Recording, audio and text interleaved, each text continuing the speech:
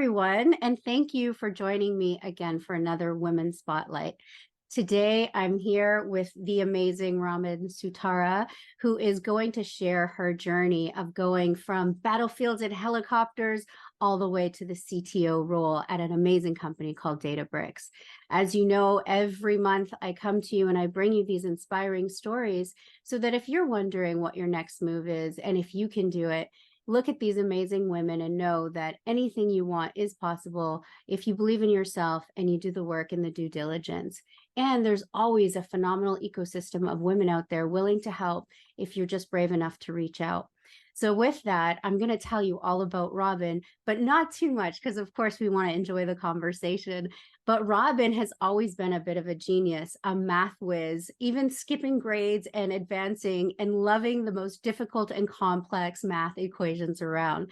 She went off into school and then in her first year decided, I love this math thing, but I really want to go out and be of service in the world. And if you can imagine, she left and she went off and joined the army. And there she, instead of just being part of service, she decided she was going to go and fix helicopters.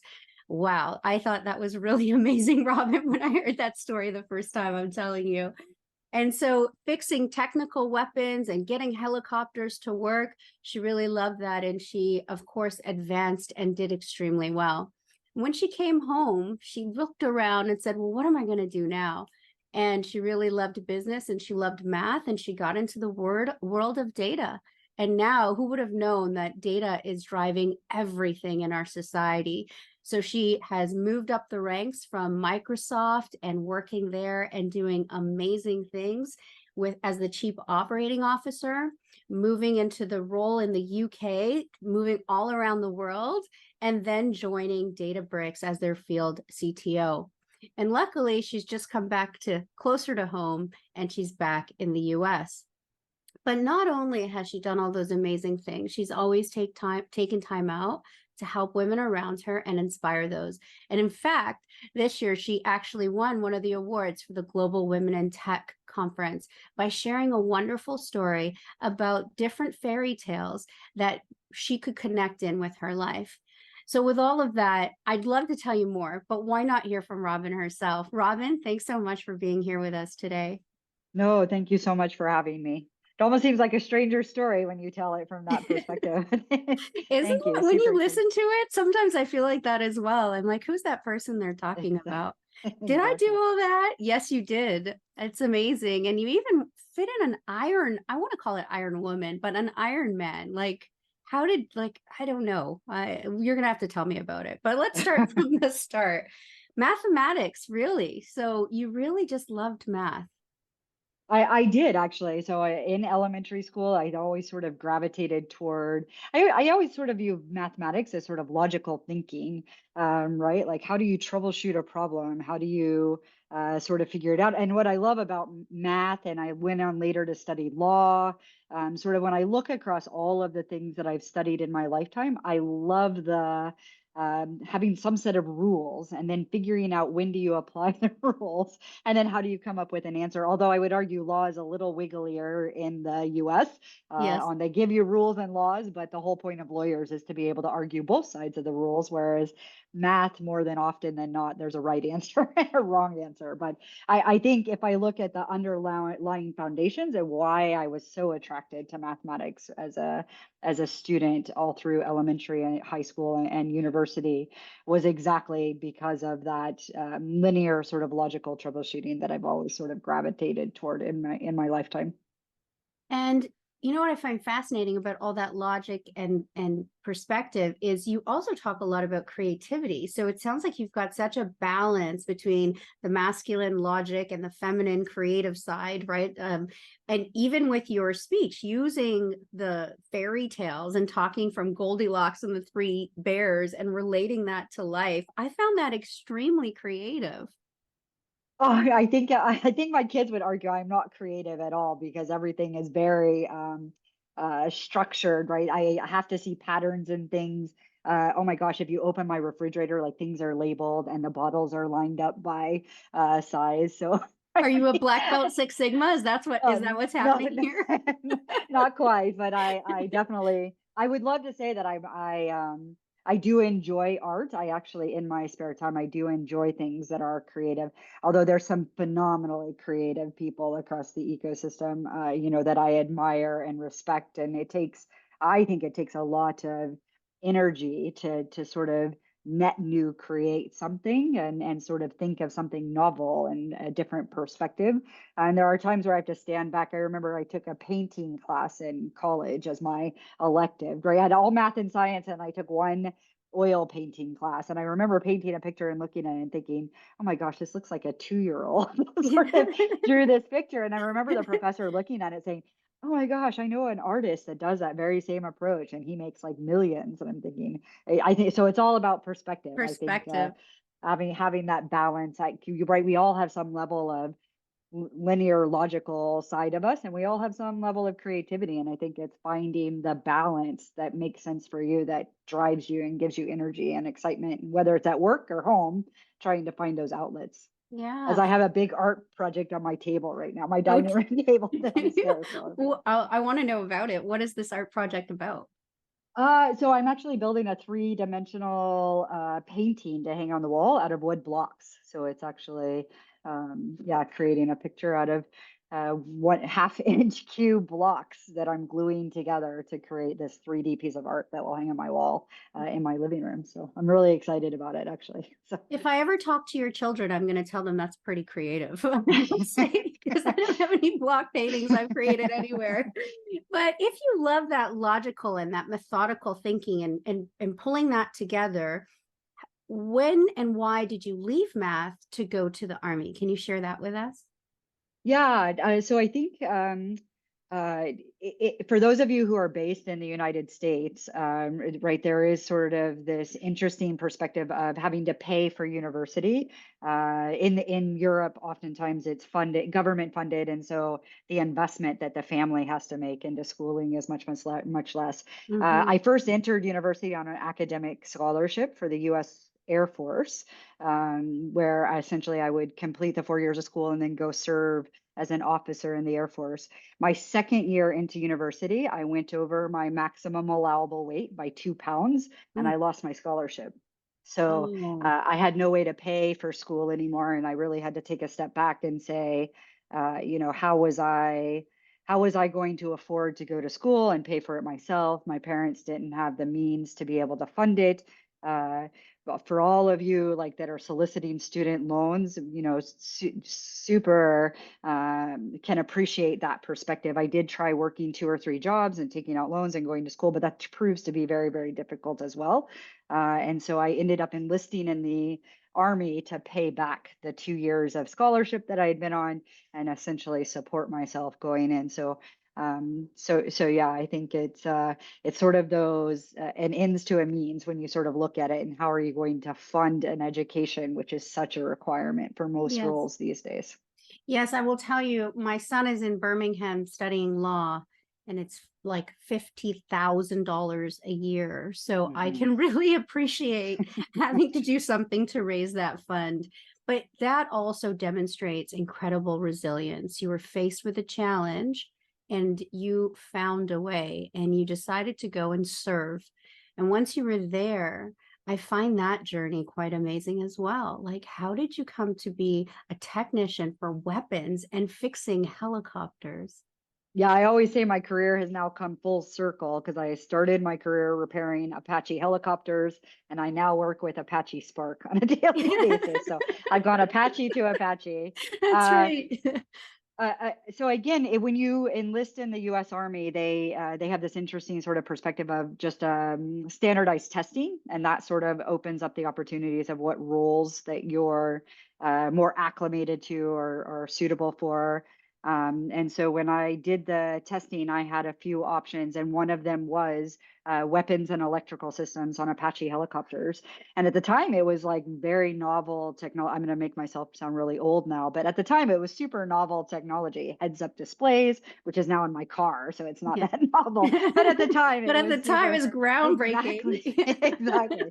Um, Right, and it was just this sort of space of, gosh, leading edge technology, and I really did all still I sort of gravitated toward, computers and technology, and I found it very fascinating. This was pre everybody even having a computer at home, right? At that time, only big businesses had computers or could afford to own computers, and so it was sort of a way for me to connect with technology in a way that based on my current scenario. And gosh, who doesn't find it super exciting to say, hey, I get to work on 50 millimeter machine guns and Hellfire missiles and you're right on the Korean DMZ. It's just not something that very many people can say that they had that lived experience. And so yeah, it was a great opportunity for me to select that role, go through the training. I found it very black box, which right now that we sort of look at algorithms and how transparency and all the things Yes. I do around everything being anti Yeah. black box in AI, it's a very interesting sort of transformation because the Apache is very much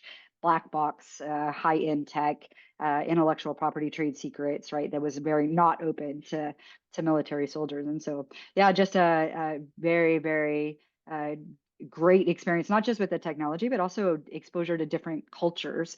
Mhm. Right. I don't think had I stayed working at Walmart, which is what I was trying to do after I lost my scholarship, I don't Yeah. know that that would have ever given me the opportunity to go to Asia or live in Korea or, Yeah. sort of do those types of things or have those opportunities. Yeah, and I'm a big advocate for immigrant women in business, and I'm part of a program here in Canada that supports that.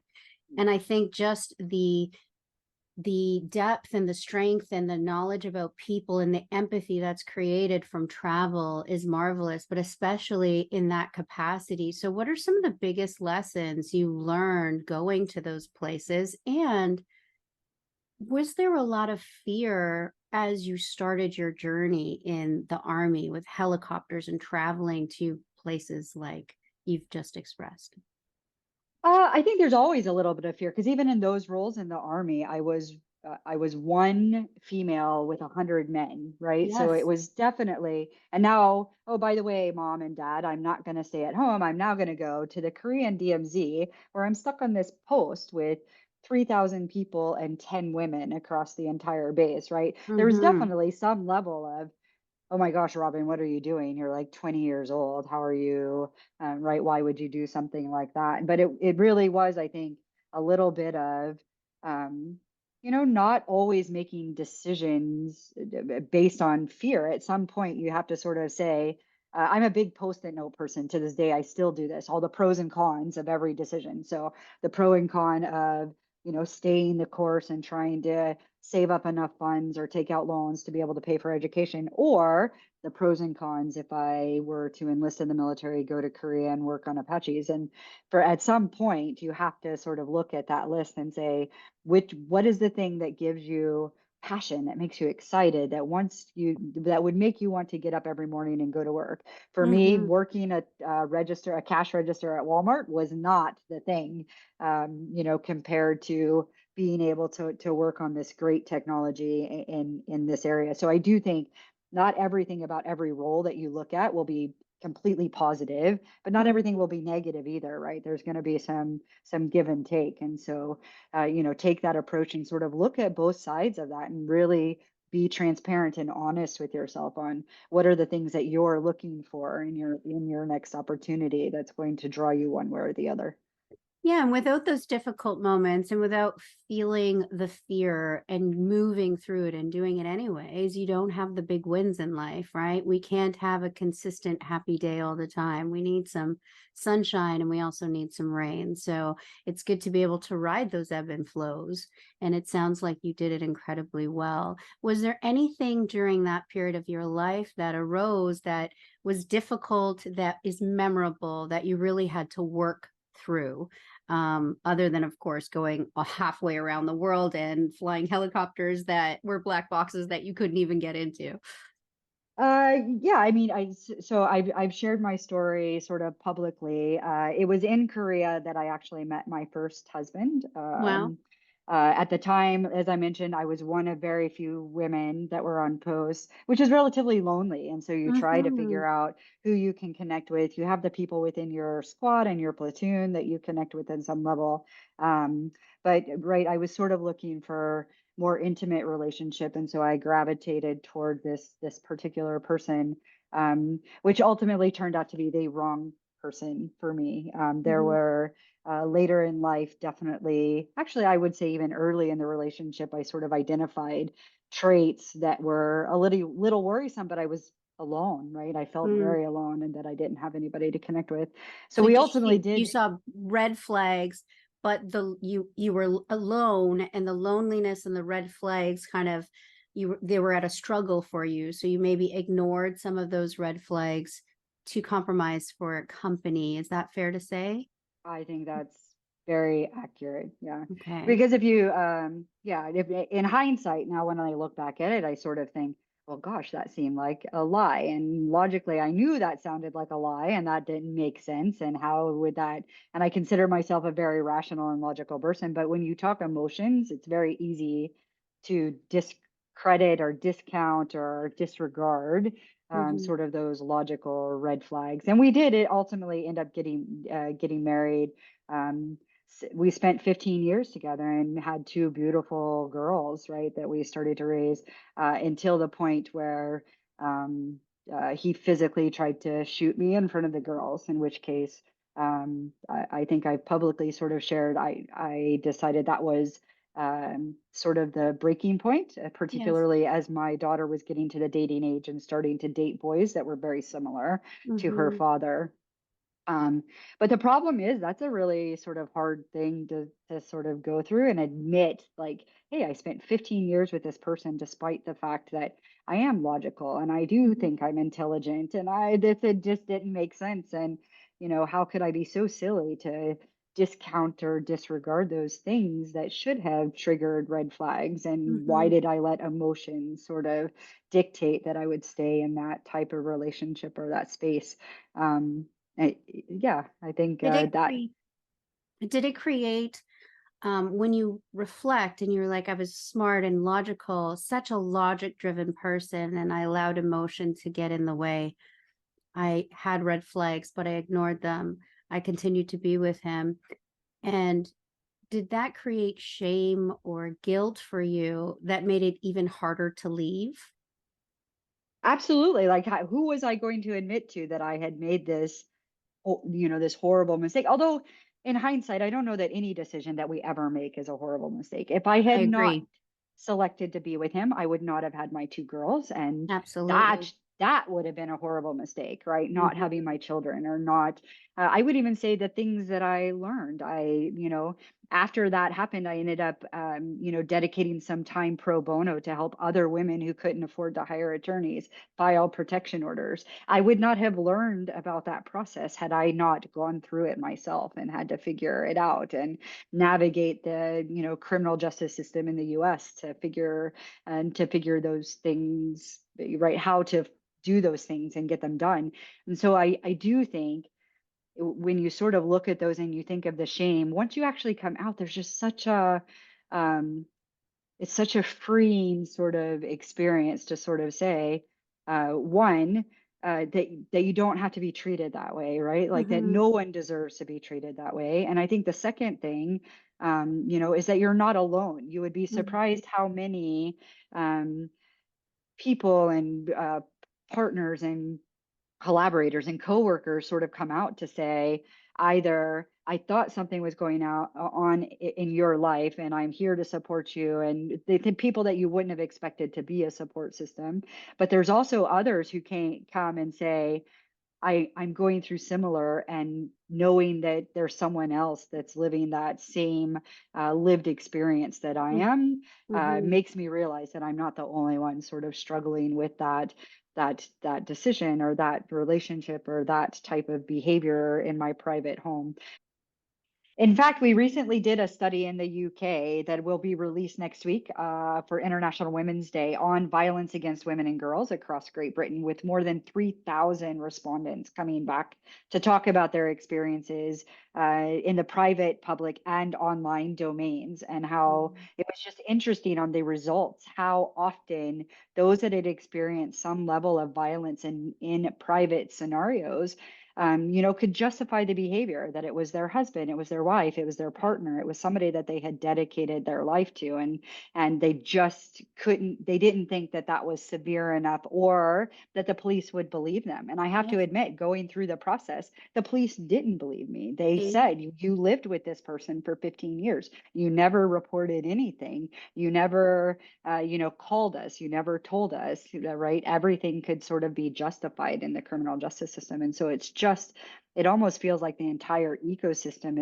is not supporting women who feel like they can navigate it or deal with it, or right, they just don't know how to get out of it. And so I think it will be very interesting to see, can we use data in a way that allows us to sort of break through those barriers to understand not just the scope of the issue, but could we actually start to create responses to it? Could we actually get disparate public service systems like hospitals and police systems, et cetera, connected so that we could start to identify and help women get out of these scenarios much, much That's earlier? That's such a passion for me. So I'm also a sexual abuse and physical abuse survivor. I didn't talk about my sexual abuse until I would say, I think it was last year or the year before. And I recall when I went in to do the police video, it was like reliving everything because you are questioned. And I appreciate that there has to be something done to prove, reasonable fairness for both people at the table, or in this case, for the person who was the perpetrator. But what I found fascinating was just the type of questions and the levels that were asked, and it felt like reliving it again. But um, the question that kept coming up from the support after, from the police officers, from the counselors that called to say, "Are you okay?" was, "Why now?" And for me, that reshamed me because it made me feel like, did I wait too long? But why now was because I felt it was time to be brave enough to share it for others. And because I no longer wanted to have the secret shame, and I just wanted to bring it forward.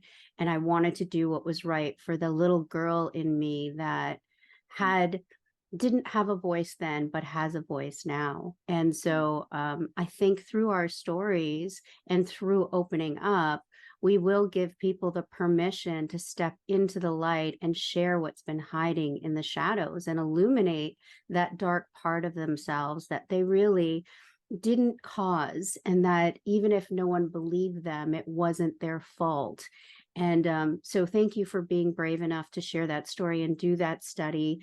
And for all of you out there, if you are suffering with any type of abuse or any sexual abuse and anything at all that is making you feel less than and you need support, there are tons of support systems. But I myself, and it sounds like Robin, are both right here. And if you contact us directly, we will help you get the help you need, because it happens to more women than it doesn't. And unfortunately, it's been normalized in our society.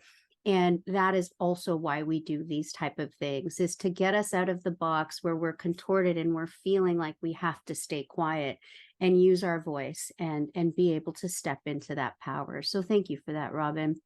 And I can't wait to read that study.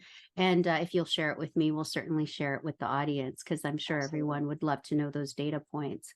So you survived, and not only survived, but you thrived. You've got these two beautiful daughters that have done extremely well. They've made it through school, and you've been able to move forward with your life and take those difficult moments where, you probably had moments where you felt very, very small and step into a large global role with two giant tech companies while training to be an Ironman and actually participating in several of them. I mean, that's a real story about taking things that life give us and finding the strength and the other side from it, right? Because as you said earlier, if you didn't meet your husband, you wouldn't have your daughters.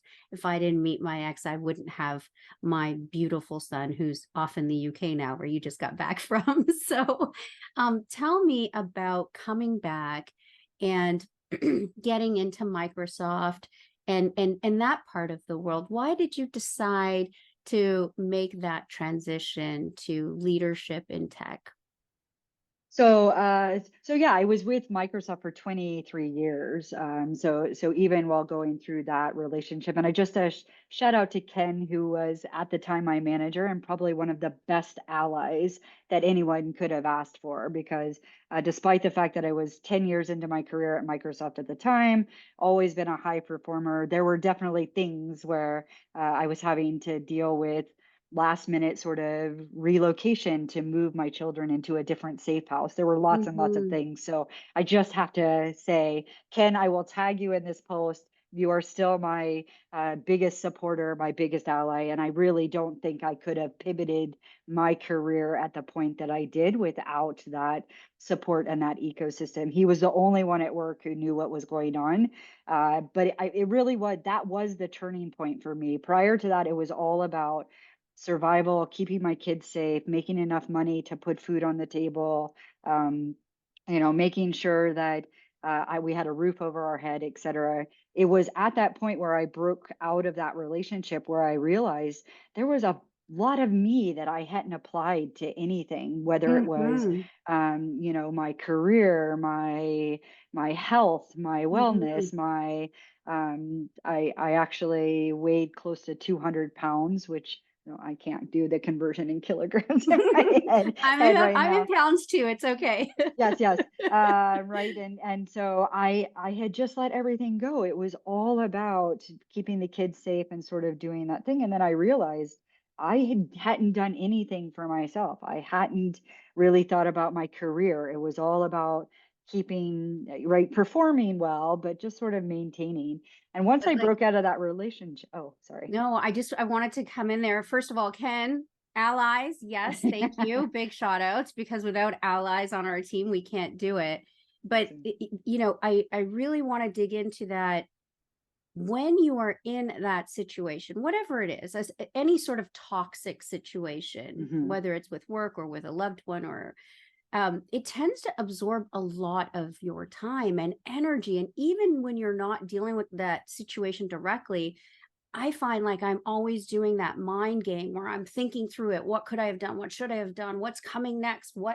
How do I stay safe? Right? Like Hmm. that fight, flight, or freeze is in high overdrive. Our adrenal glands are going crazy. And we're like, how do I protect myself? And for many women, the protection is protection weight. I had the same thing happen. I had a lot of weight. And for me, it was protection weight, and that sounds a little esoteric, but our body just starts to want to protect itself. And there's a hormonal thing at play, there's a not feeling safe at play, and our body actually just holds it. Yeah. Um, so, just for all of you out there, that's sort of one of the natural reactions. And abuse victims also carry a lot in their stomach, right? Like in that core area, the gut and the vagus nerve are connected. So when you're in trauma state here, your tummy is going crazy and doing kicks, right? So you got over that, and then you got some time back. So just tell me more about that. Yeah. Like So tell me it more was about all it was all about, like, it wasn't this constant thinking about the other things going on, like you just mentioned. It wasn't the what could I have done differently, what's going to happen next, how do I make sure I'm building the right ecosystem and protection mechanisms in place to respond to the what's next. When you get rid of all of that baggage, you would be surprised how much time Yeah. You actually recoup and reclaim that you're like, oh, wow, now I really have time to think about what does my career look like? I don't want to be in the same role that I've been doing for the last 10 years. And while it's enjoyable, it's not where I want to spend the next 20 years of my life. Like, what are the things that I need to do? What are the skills that I need to grow? And for me, being in an amazing organization like Microsoft, it's like a whole little ecosystem, right? So I could Hmm. always sort of go across and say, what would be the next job at Microsoft? How can I learn a new skill? How can I learn a new part of the business? How can I learn a new technology? How do Hmm. I get better and or more efficient at business or operations or um, right these other aspects of it? And I was very grateful that I did happen to be, I was hired at Microsoft under Bill Gates. Right. I saw the Steve Ballmer era and sort of what happened in that space. And I worked in data then. And I was in a data role when Satya took over as the CEO, which Hmm. is probably one of the biggest Cinderella transformation stories, right, of any Absolutely. company.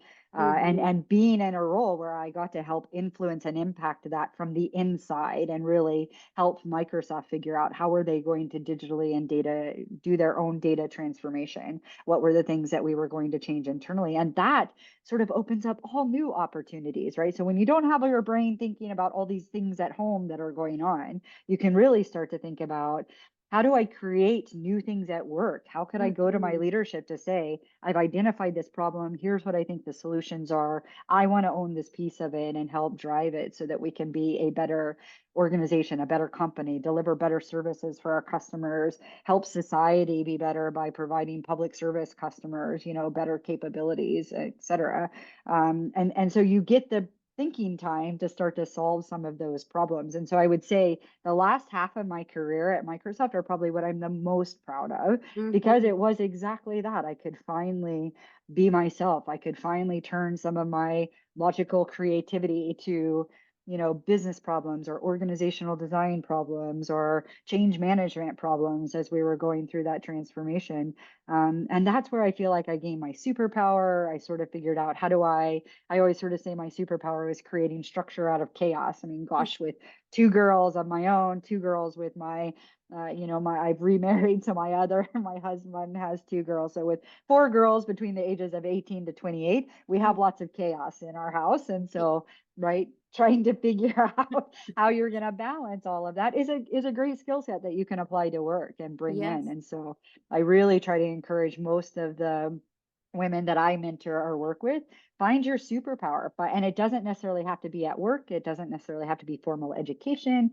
All of those things can play a factor into it. But what are the things that get you excited? What are the things that you're passionate about? What are the things that you wake up in the morning, you say, I cannot wait to solve that problem, or I cannot wait to deliver that service for a customer, or I can't wait to help solve world peace or world hunger or whatever it might be that you're passionate about. Violence against women and girls, can I leverage Hmm. data and insight AI to do that? Find the thing that you're passionate about, and those are the things that will help guide you as you're thinking about your next career step. Where's the opportunity? What's going to help you build the competency or capabilities that you're Hmm. going to be able to have the impact that you want and feel challenged and be able to deliver successfully? And so yeah, I think being in that transformation was a phenomenal opportunity. And then Databricks is just a great company, right? Like Yes. creating this whole new platform, and how do you really unlock the power of your data in AI and AI? I mean, they started as an AI big data company, and so I think we've really been on the leading edge. What customers are doing with our platform is just amazing. It's They're just amazing. solving just these big problems that nobody's been able to tackle. Things like democratization of data and AI is now becoming a reality because we have the tech to be able to enable it. And I Hmm. have the great opportunity to work with customers around. We have the tech now. How can we help you transform people and process and change management? From what I learned at Microsoft, how can Databricks now help you deliver against that successfully? And our customers are just doing amazing things. I think pandemic really created this ecosystem of innovation for Absolutely. organizations, right? And I think you probably saw this as well. They were really transforming the way they were doing things.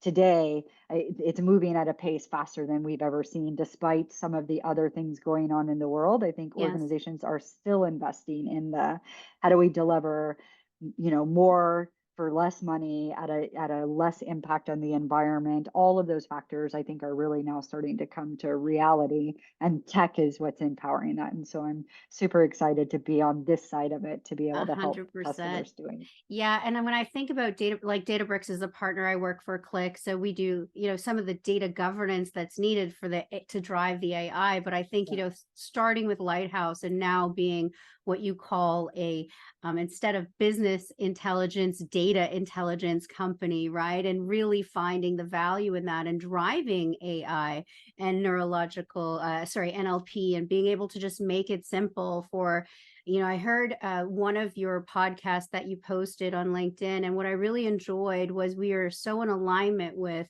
data is not just for the engineers and the technical people Mm. anymore. The transformation comes in being able to leverage data and these models and these predictive algorithms if you're in marketing or if you're in finance, and being able to really leverage that power to take your department to the next level, because data is everywhere. And how can you apply creative thinking when you're starting to look at the usage of the data? Because there's no shortage of it.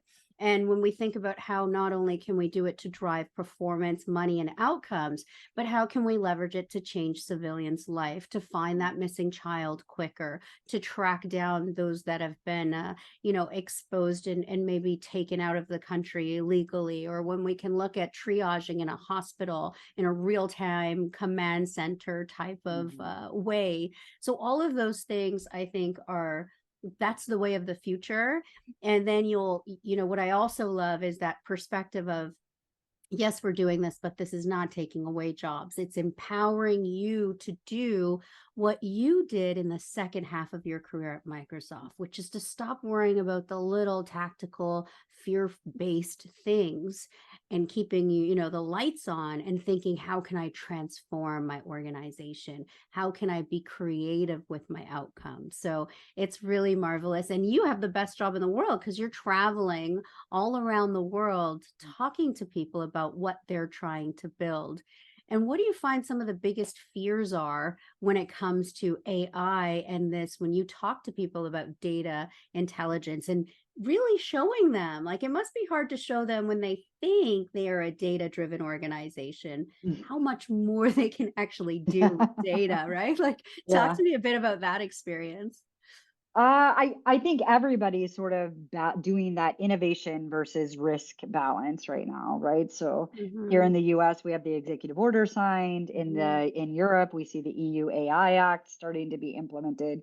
So there is some level, I think, or trepidation that organizations are starting to think through. What you were just referring to, though, around data governance, et cetera, I think lots of organizations need to really think about what are those data foundations that they have in place? Because if you Hmm. have the right foundations in place, then you're set up for great AI governance and management on top of that, right? If you really think about leveraging Databricks and Click together, you can do things like end-to-end lineage against your data sets. And really, if you have to explain to the EU government, whatever government body that might be, or regulating body that might be, right, on what data did I use, what model did it go into, what algorithms did the model use, what applications or APIs is that model now feeding into, to be able to do that end to end and have governance across your AI, that is transparency. That's explainability. That's being Hmm. able to explain to your consumers where their information is,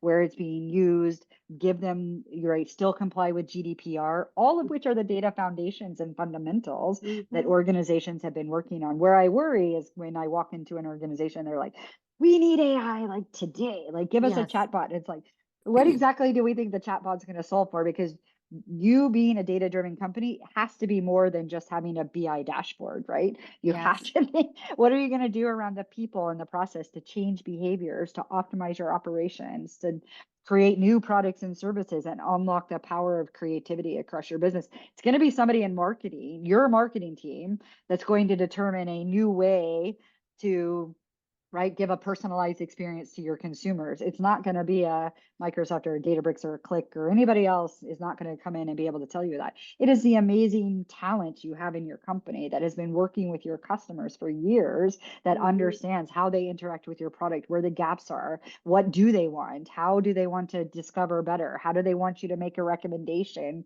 for the next product and service. So how do we get some of the mundane tasks off of them? And that's all the fundamentals. That's making sure that you're breaking down some of those data silos, that you're democratizing access to it, that you have the controls and governance in place to be able to understand who has access to what data at what time into what ecosystem. There's lots and lots of things that organizations, I think, still need to think about around their fundamentals to unlock all of that.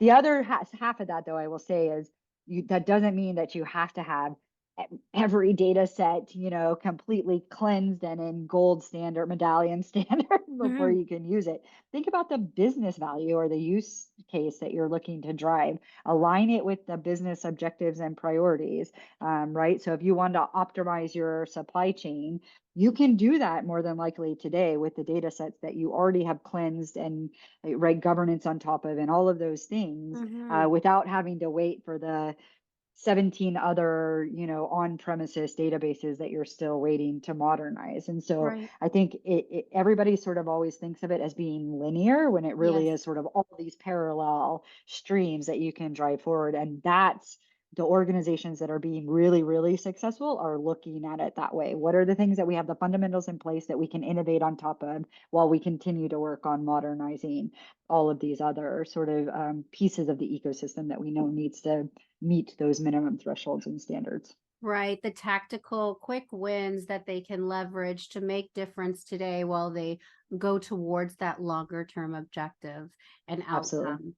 Wow. Well, I always been around forever, but many people just don't realize that, right? And now it's about how do we leverage it and take it to the next level, make sure that we're giving it unbiased data when possible, and understanding what biases might exist, going back and correcting those biases, and ensuring that the data is governed and clean and there's lineage so that we can always prove out what happened in the data and why we made certain Absolutely. decisions. Because, of course, along the way, we are going to have ignorance embedded in those algorithms. We just want to find them later so we can change, modify, and grow and continue to advance. So that is amazing. And I'm sure everyone else agrees that this has been a wonderful interview. Before I go, I want to ask one more thing. So if you could um, go back and tell your younger self anything that would prepare you for the life you've had, maybe under five, what would you tell her? Uh, Keep that confidence. My mom tells a story that I was probably one of the most tenacious children that, that probably to the point where I guess we were in a hospital. My mom tells me about walking up to this man who was smoking under a no smoking sign. And I said, "Can you read?" And he looked at me because I must have been 4 and said, "Yes, can you?" And I said, "Yes, that sign says no smoking." Yes. Right. And essentially, I think having um, that tenacity, the courage to walk up to a stranger and sort of say, that's not right. Like things aren't, you're not following the rules. It's okay to break the rules sometimes. For those of Mhm. you that are innovating with AI, break the rules, like, right. That figure out what are the right rules to break. And I think Yeah. having the courage to sort of stand up for myself and sort of say, and sort of that courage, tenacity, a capability to approach. I think, I would definitely tell her, keep that through your whole life because it's gonna carry you through no matter what happens. Oh, that's beautiful. And that's really great advice, right? Because sometimes when we grow in our career, we get, we follow the rules, we fall in place, but we lose that scrappiness and that tenacity and that desire. And we also sometimes are a little afraid to speak up. But if you see something, regardless of what it is, if it's out of place, if it doesn't belong, and if it doesn't register with your core values are your compass, speak up and say your truth, and I'm sure you're helping someone else. Now, with that, do you have any final thoughts that you want to sort of give our audience or say before we wrap? I just want to say thank you so much for having me, for hosting me, for having the conversation. Thank you for sharing your story. I hope others that have the opportunity to listen realize you're not alone, right? There are others of us out here. Um, you're not stuck. It's not going to keep you from being successful. It's not going to stop you from achieving what you need. If you need help, please reach out. I just thank you for hosting the podcast and creating this safe space for people to have these conversations. And thank you. It's been my honor to be here for today. Oh, thank you, Robin. And it's been our pleasure to have you. And thank you for sharing your story and being such an inspiration. You know, you inspired me from the first time I met you. And I'm so happy that you've come on and you've shared your story and we can help inspire others all around the world. So thank you for that. And thank you all for tuning in. I'm sure you'll agree that to see this beautiful conversation today amongst two women talking about things that really matter and our tough times that we've gone through, right? And I think tenacity is a great word. When you're in the thick of it, sometimes it can feel overwhelming and you can feel like you're drowning and you kicking and you're screaming and more water's coming in and you're just thinking. Sometimes you've just got to release, let it go, and float up to the surface and rise. So don't give up, believe in yourself. Anything is possible. And all of the hard times, when we finally pull through them, they make us stronger, they make us braver, and they give us the voice we need to empower others. Our story is the most powerful thing we have, and we all have a unique story. But when we share it, we find the commonality in our differences. So thank you for joining me today. And Robin, thank you. It was an honor and a pleasure to have you. Thank you. You're welcome. Thanks so much for watching. Subscribe and follow me. And also, if you want some other content, hit me up on Tara Myshrall Speaks on Instagram, or join my inner circle at taramyshrall.com. You will be the first to receive new content when it drops, as well as the first to get the Women's Spotlight. Learn about other amazing women in our local community that are up to big things. Thanks again, with love and light. Until next time, guys.